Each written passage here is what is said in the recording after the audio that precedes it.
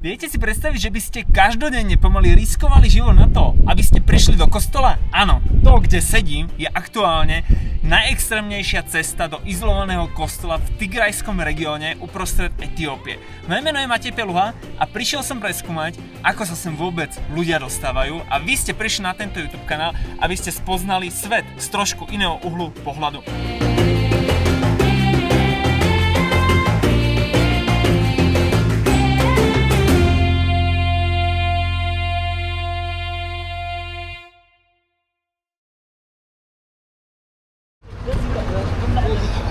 Prechádzame cez rôzne mestečká priebežne. Hello. Hello, hello.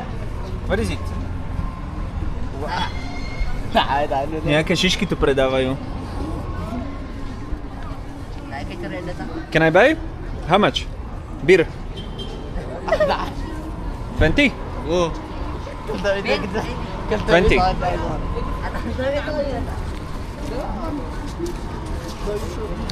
20 like this? Yes? One piece. One.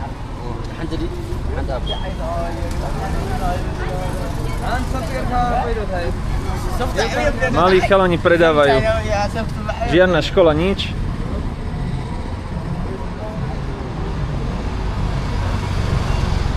Thank you. Amasigana. Lokálna šiška. Tigraj. V pohode, vysmažené cesto. Asi ničím výnimočnom. Ale rado chutného street food vo všeobecnosti v 20 krajinách človek príde. Človek sa dostáva bližšie ku ich kultúra.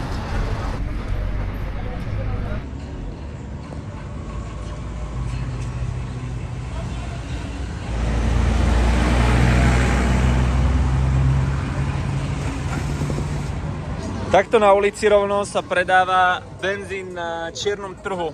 Len tak. Nikto sa nepozerá. Ani úrady. A je to tak lacnejšie.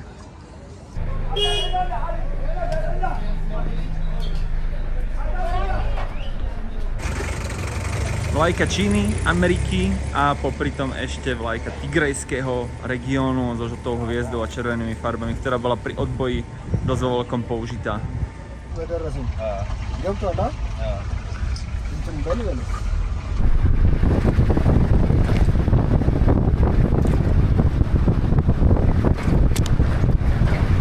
A sme na mieste, ktoré považujem za jedno z najúžasnejších v celej Etiópii. Vidíte tie skaly?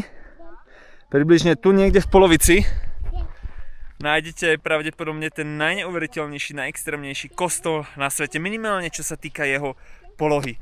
Budeme liesť, budeme šplhať a zamakáme si na to, aby sme sa dostali do približne 160 metrovej výšky do najneprístupnejšieho chrámu sveta, čo sa týka tej prístupovej cesty. Tu môžete vidieť, tu začína trek. Najprv chodničkami pôjdeme, normálnymi cestami, a tu začneme liesť. A tá príroda okolo, proste wow.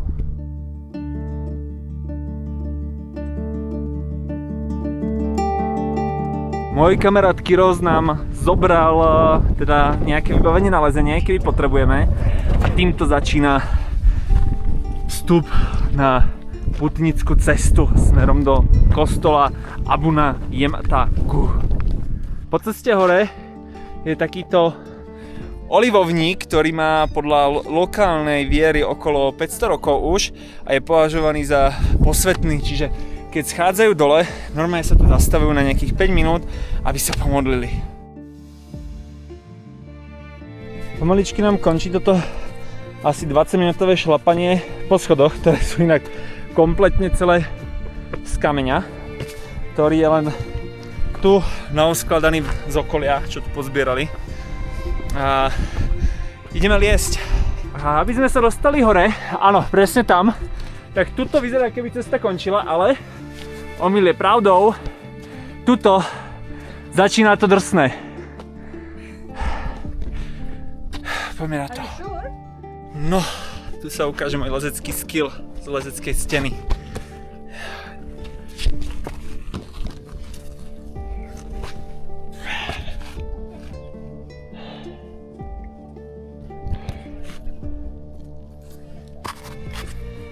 veľmi opatrne. To ani sranda s kamerou inak, asi ju budem musieť odložiť za chvíľku.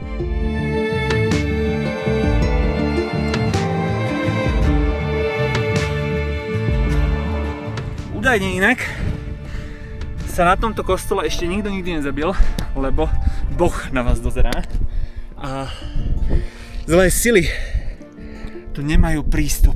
Sem sa diabol nedostane. To sú ich tradície, to je ich porekadlo. Takže verme tomu, že majú pravdu, že za tých 1400 rokov existencie naozaj nikto nikdy nezomrel, nespadol, lebo tie drsnejšie časti ešte len prichádzajú. Lokálci chodia, že úplne bosí. Sú zvyknutí. Salam! Salam! A tento je bosí. Oni sú tu proste na to zvyknutí. Sú stavaní ako iní ľudia asi trošku.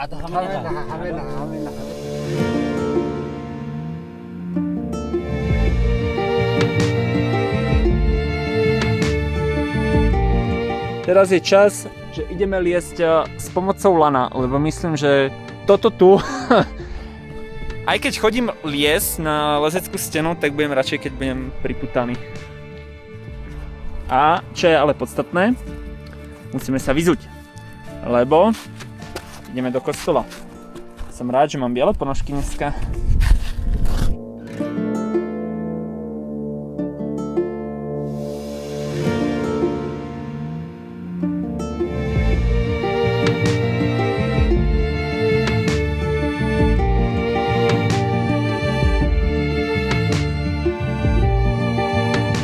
Dali sme to, tú najťažšiu technickú časť, ale ešte to nekončí.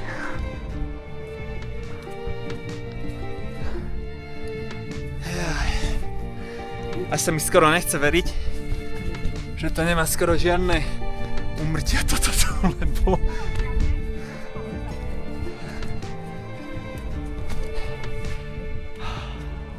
to nemá konca kraja pre Boha.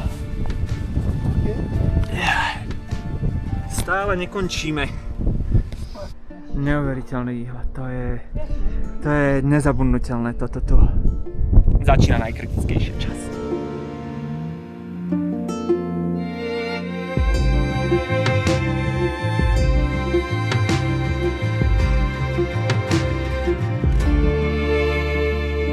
...150 až 170 metrov výška.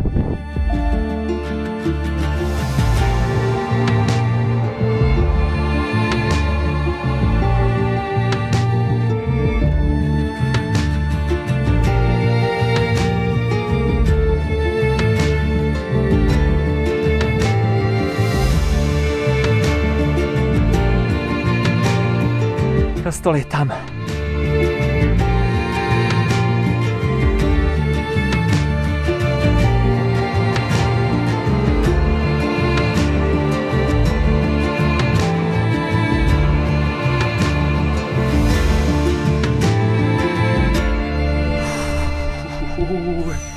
Sme v kostole. 1400 rokov starý kostol za týmito dverami. A asi najneprístupnejší terén, aký môžete zažiť, to je ohromujúce. Potom iba zákričky.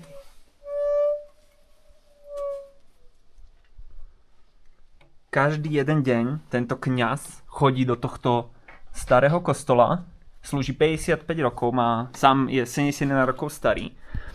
A počas každý jeden rok sa vlastne mení ten, kto má otvárať. Čiže on slúži už veľmi dlho, ale ten kňaz, ktorý má otvárať tento kostol, sa musí liesť každý jeden deň a následne to otvára a slúži tým ľuďom. Pozrite sa na tie fresky. Sú inak originálne, nie sú premalovávané. Sú tu teda tých 1400 rokov v takom štádiu, akom boli. Máme o tom záznamy.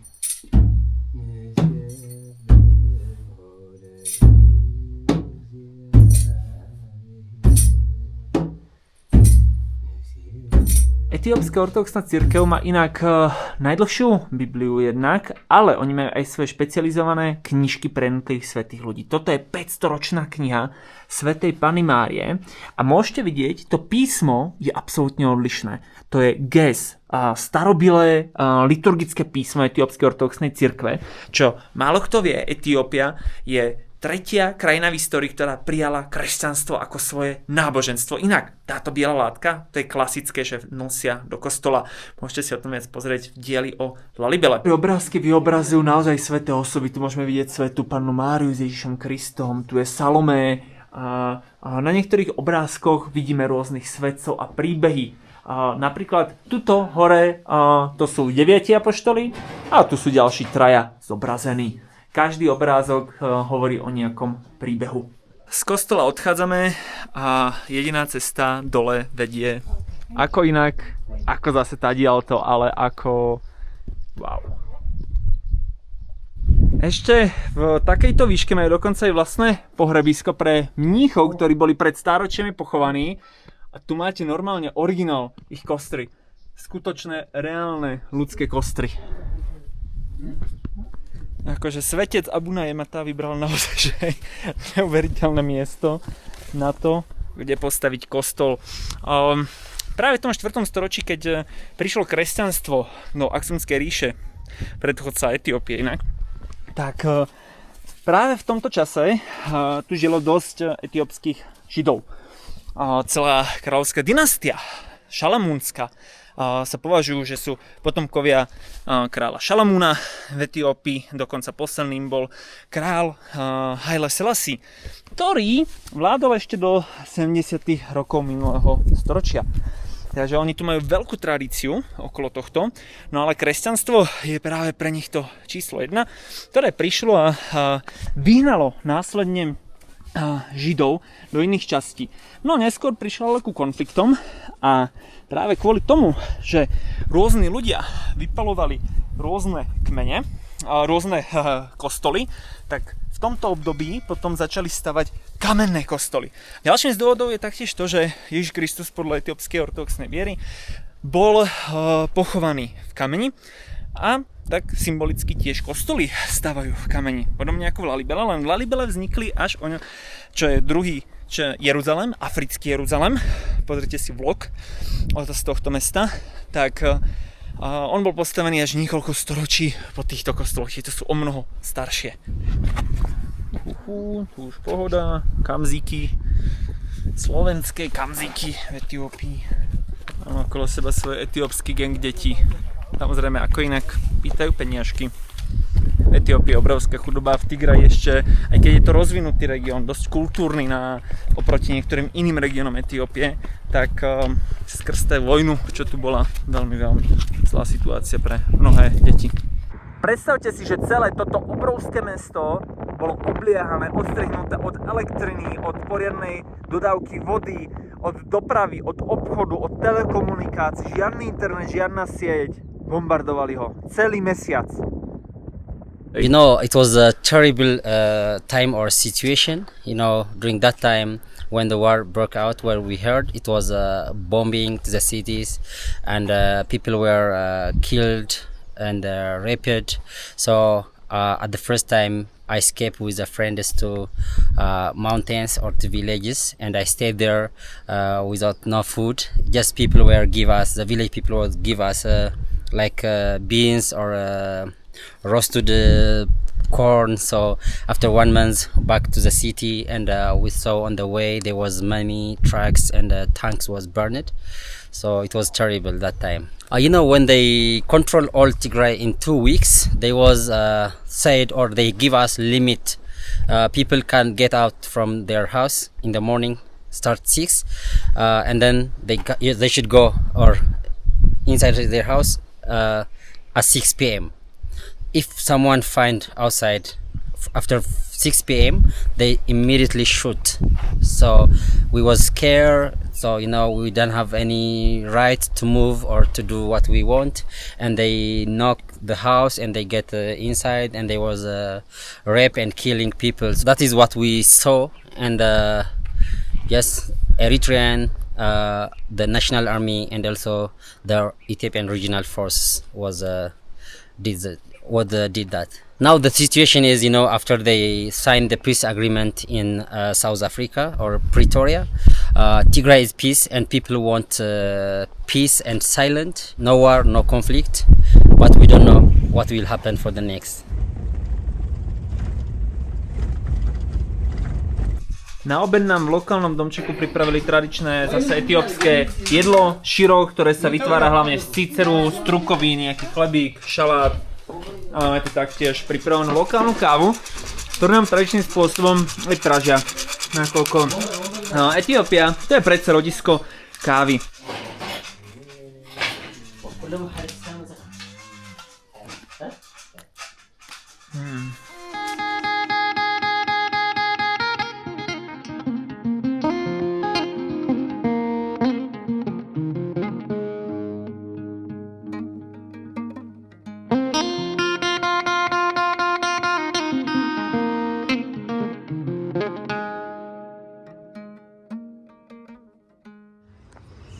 Aspoň na chvíľu sa prechádzame v Aksume po uličkách, ale je veľmi odlišný od toho, aký mohol byť Aksum kedysi. Počas toho, ako bola vojna, tak toto bolo jedno z najhorších miest, kde ste mohli žiť. A tam si ľudia zvykli nevychádzať von po 6. hodine, bolo stanné právo. A počas tohto obdobia odišiel všetok biznis, všetok turizmus a už sa sem viac moc nevrátil. Takže ulice, ktoré boli pred vojnou do roku 2022, do roku 2020 plné, tak po roku 2022 už nie sú. Stále sa tu dajú nájsť aj pekné miesta. Len malá reklamná vsúka. Pokiaľ chcete viac obsahu bez cenzúry a filtra, choďte na naše Hero Hero. Prípadne, ak chcete vycestovať do takýchto krajín na expedície v Afrike a Blízkom východe, choďte so mnou s prevozom zájazdy pre cestovné kancelárie Baloo. Pokračujeme. Ešte na ráno ideme rýchlo na kávu. Vystúpim z auta, tu máme Oslo Show. A ideme si dať jednu z najlepších káv na svete. Zas a znova. Toto mi bude chýbať, keď sa vrátim z Etiópie.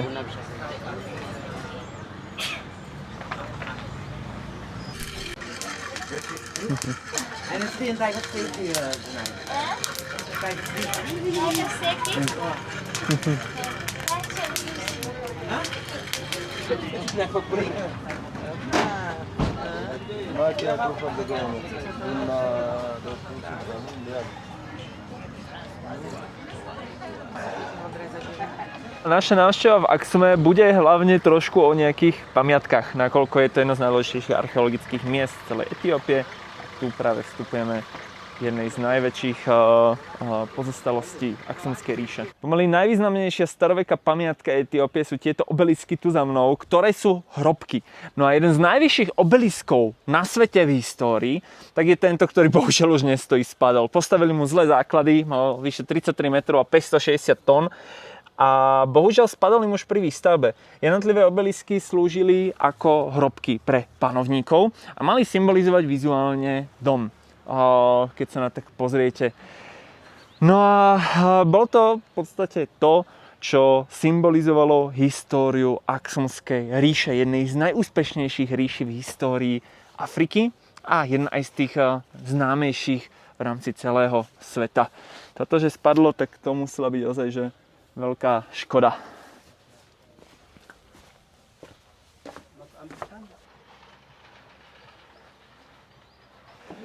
Tu majú hrobky v podzemí, kde dôležitých ľudí z histórie pochovávali, bohužiaľ boli vykradnuté. Všetky tieto stavby historické patria pod UNESCO, ale UNESCO sa trošku nejako tak prie s tými lokálnymi historickými prameňmi. Veria, že napríklad celá táto miestnosť tu je hrobka stará 2300 rokov pre jedného z kráľov. Kamene inak spájali takýmito kovovými spojmi. Čiže je dosť fascinujúce, že by to malo byť už v takom období. UNESCO si ale myslí, že to boli len falošné dvere a nemajú dostatok dôkazov, aby vedeli povedať niečo viac. A tak je to tu o veľa miestach a tie ich lokálne legendy častokrát prevyšujú tú vážnosť toho, ako UNESCO o tom poviem. 90% inak vecí je stále neobjavených pod zemou. Majú to všetko zradarované, ale nie sú financie na to, aby to objavili všetko. Aj keď to spadá teda pod UNESCO. Podľa lokálnej legendy Toto tu je hrobka kráľa. UNESCO tomu ale neverí a ľahko sa aj odpovie prečo. Vidíte, že by to malo niekde otvor? Lokálni veria, že v tom je normálne kráľ. Nevedia vysvetliť, ako dostali telo dnu, ale je to jeden kus kameňa. Počúvajte na to.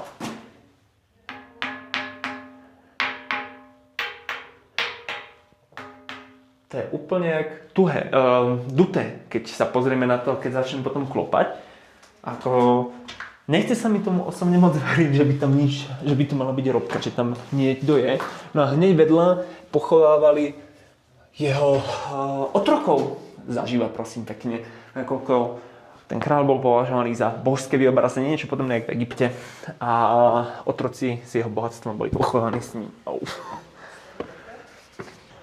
Tieto obelisky, ktoré slúžia ako náhrobné kamene kráľom, tak nielen, že sú veľmi vzácne pre Etiópčanov, ale zároveň boli aj pre Talianov. Tento konkrétne počas okupácie v 40. rokoch ukradli, zobrali si klasický prístup európskych mocností v zahraničí, ale našťastie v 2004. Taliani vrátili tento konkrétny jeden obelisk.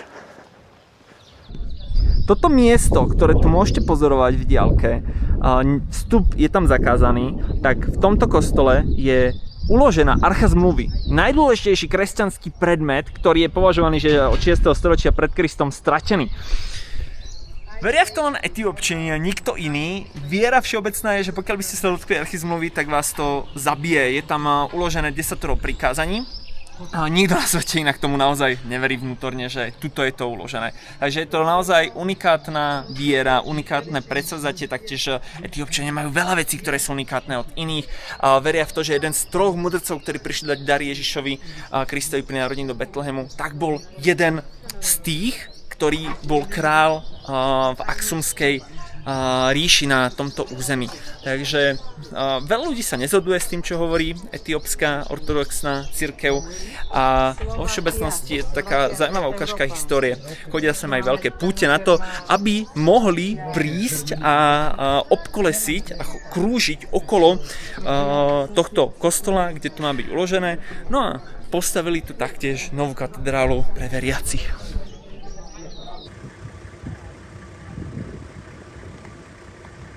Počuli ste určite všetci asi niekedy o kráľovne zo Sáby. Toto je pôvodne jej palác, v ktorom žila, keď tu prebývala, nakoľko známa kráľovna zo Sáby, ktorá pochádza pravdepodobne z Jemenu dnešného, tak ich prišiel za kráľom Šalamúnom, mali syna Menelika I. No a Menelik I je považovaný, že zakladateľ Šalamúnovskej dynastie, ktorá tu vládla v Etiópii až do 70. rokov, kým nebol zhodený cisár Haile Selassie. Na tomto mieste mala prebývať kráľovna zo Sáby a práve Menelik I, zakladateľ tejto etiópskej šalamúnovskej dynastie, tak on doniesol podľa legendy miestnej 1000 rokov pred Kristom archu zmluvy práve sem do Etiópie, do Aksumu, kde sa ešte priebežne tak presúvala naprieč rôznymi lokáciami. Veľa tu z toho už neostalo. Sú to len nejaké základy, ale veľmi dôležitá archeologická tiež vykopávka.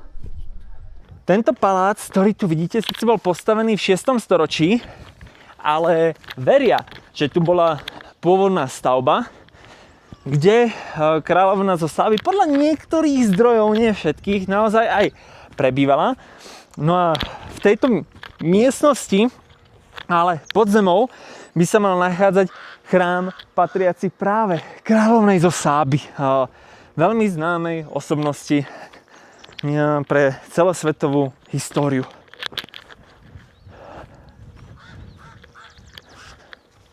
Samozrejme, tie dôkazy sa môžu rôzne líšiť. Niektorí tvrdia, že tu skutočne v realite neprebývala.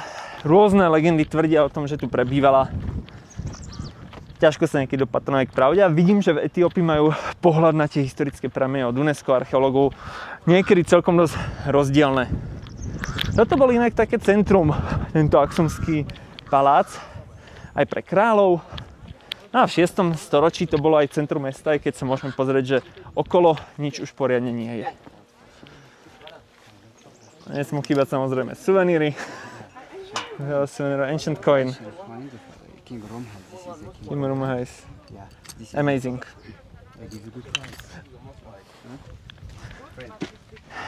Údajne by toto mali byť naozaj že reálne mince, staré aj niekoľko storočí, aj zo 6. storočia. V tých poliach okolo sú bežne že vraj nájdené rôznymi poľnohospodármi, pýtajú za nich $85. Či tomu veriť neviem, ale je to celkom zaujímavé.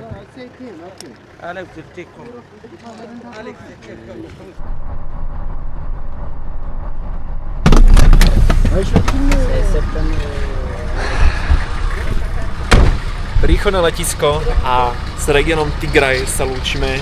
Bolo to naozaj neuveriteľné dobrodružstvo aj v celej Etiópii, ktorá tentokrát končí po 14 dňoch, po 2 týždňoch, ktoré som tu strávil s mojou skupinkou, ktorú som sprevádzal. Zas a znova som vďačný, že som mohol stráviť nejaký čas v tejto mojej obľúbenej africkej krajine.